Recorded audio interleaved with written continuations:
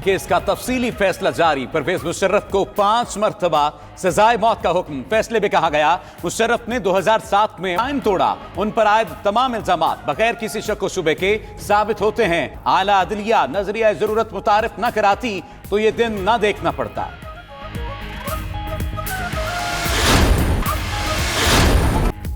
खुसूसी अदालत का सिक्योरिटी इदारों को परवेज मुशर्रफ को गिरफ्तार करने का हुक्म। केस के तफसीली फैसले में कहा कि मुल्जिम को इस्तेहकाक से ज्यादा शफाफ ट्रायल का मौका दिया गया। मुशर्रफ को मफरूर कराने में मुलव्विस अफराद को भी कानून के दायरे में लाया जाए और कार्रवाई की जाए।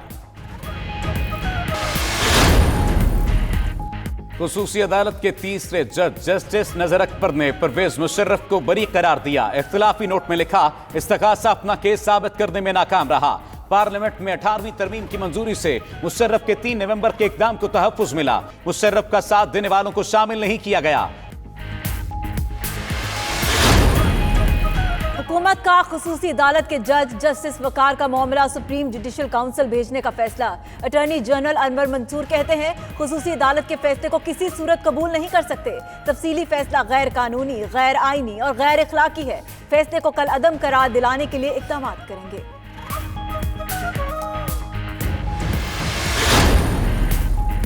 मुशर्रफ को सजाए मौत के फैसले पर उलमा और कानूनी माहिरीन फट पड़े। ताहिर अशरफी कहते हैं, जज साहब खुद आइन और कानून की खिलाफ वर्जी के मुर्तकिब हुए। मुफ्ती नईम ने कहा, आइन के खिलाफ फैसला करने वाले के लिए भी वही कानून होगा जो दूसरे के लिए है।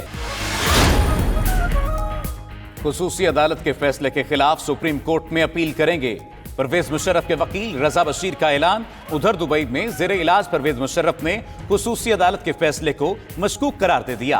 कहा, केस कुछ लोगों की जाती अदावत की वजह से सुना गया। दिफा में बात करने और तहकीकाती कमेटी को बयान देने की इजाजत नहीं मिली। ऐसे फैसले की पहले कोई मिसाल नहीं मिलती। परवेज मुशर्रफ को सजाए मौत का फैसला सुप्रीम कोर्ट में चैलेंज। आर्टिकल 6 को 18वीं आईनी तरमीम में तब्दील किया गया जो 2010 में की गई। परवेज मुशर्रफ पर गद्दारी एक्ट लागू नहीं होता।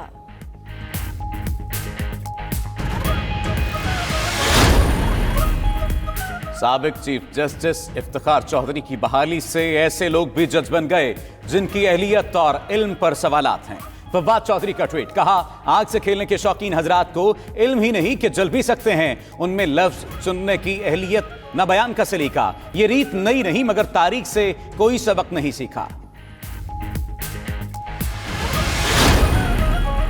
वज़ीर आज़म की ज़ेर सदारत मीडिया स्ट्रेटजी इजलास। हुकूमती और पार्टी तर्जुमान और पार्टी क़यादत शरीक।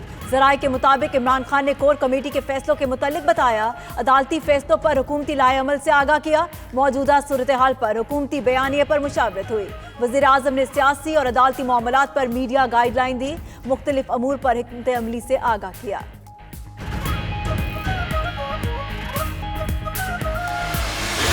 पांच जगह ऐसी हैं जिनकी हमने निशानदेही की है जहां जो लाइन ऑफ कंट्रोल पर बाड़ लगी है उसमें उसको काटा गया है।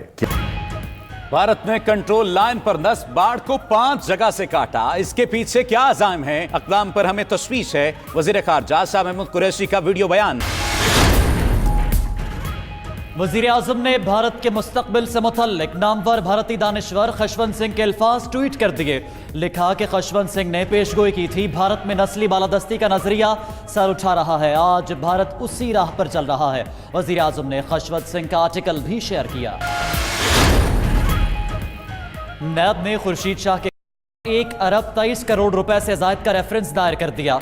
नैब ज़राए के मुताबिक रेफरेंस में खुर्शीद शाह और उनके भतीजे सूबाई वजीर अवैस कादिर शाह समेत 18 अफराद नामजद। खुर्शीद शाह की 2 बेगमात बीबी तलत, बीबी गुलनाज और दोनों साहबजादों फरुख शाह और जीरक शाह को भी नामजद किया गया है। वज़ीर आज़म की तकरीर पर तौहीन अदालत की कार्रवाई के लिए नजरस्तानी दरख्वास्त खारिज। Chief justice Islamabad high court justice Athar Minallah ने रिमार्क्स दिए, जो कोई कुछ कह रहा है उसे कहने दें, मुंतखब नुमाइंदों को इसमें क्यों घसीटा जाए।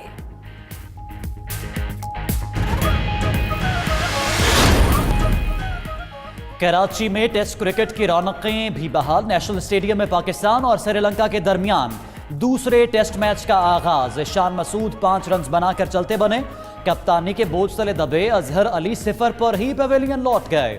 आबिद अली 38 रन बनाकर आउट। कौमी टीम में उस्मान शनवारी की जगह यासिर शाह की शमूलियत। मोटरवे बेशतर मकामात पर बंद रही। कौमी शाहराहों पर भी धुन के डेरे। लाहौर, गुजरात, हुजरा, शामुकीम, ओकाड़ा, कसूर, चूनिया समेत मुतअद्दिद शहरों में ट्रैफिक की रवानी मुतासिर रही। उधर गिलगित बल्तिस्तान के बालाई इलाकों में बर्फबारी के बायस गजर, चित्राल पास समेत कई इलाकों के जमीनी राब्ते मुनक़ता हो गए।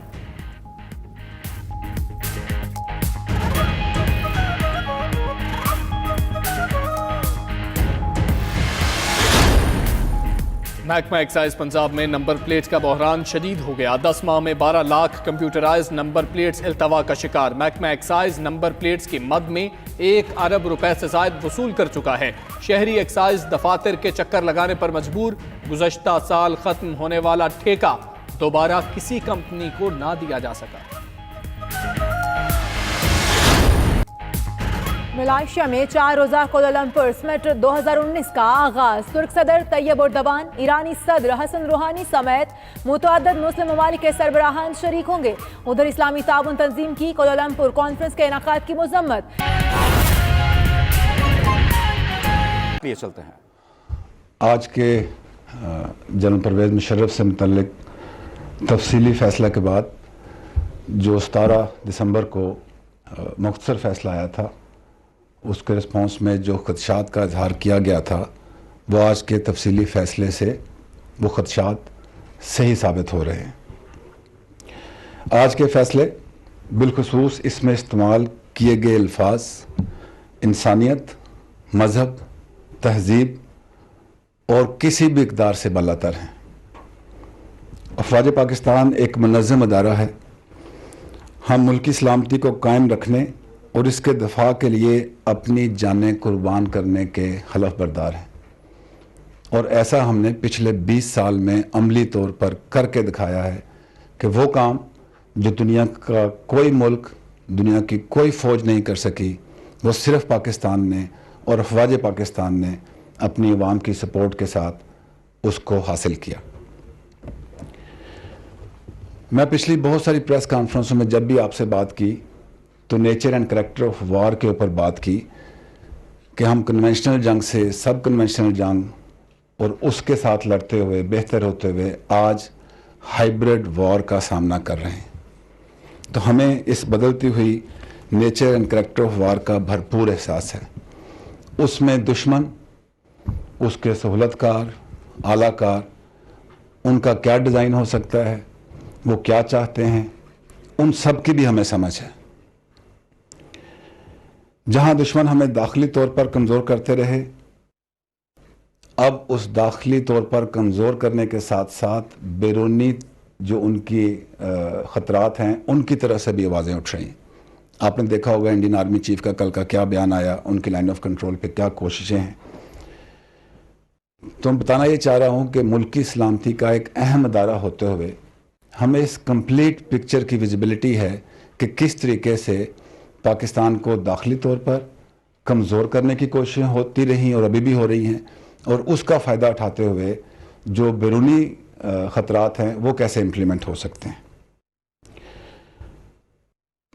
अब इन हालात में चंद लोग अंदरूनी और बैरूनी हमलों से हमें इश्ताल दिलाते हुए आपस में भी लड़ाना चाहते हैं, और इस तरीके से पाकिस्तान को शिकस्त देने के ख्वाब भी देख रहे हैं।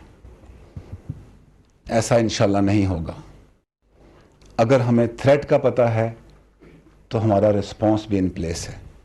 अगर हम बैरूनी हमलों का मुकाबला कर सके, अंदरूनी जो दहशतगर्दी थी उसका मुकाबला कर सके, तो इंशाल्लाह जो मौजूदा डिज़ाइन मुल्क दुश्मन कुव्वतों का चल रहा है उसको भी समझते हुए उसका मुकाबला करेंगे।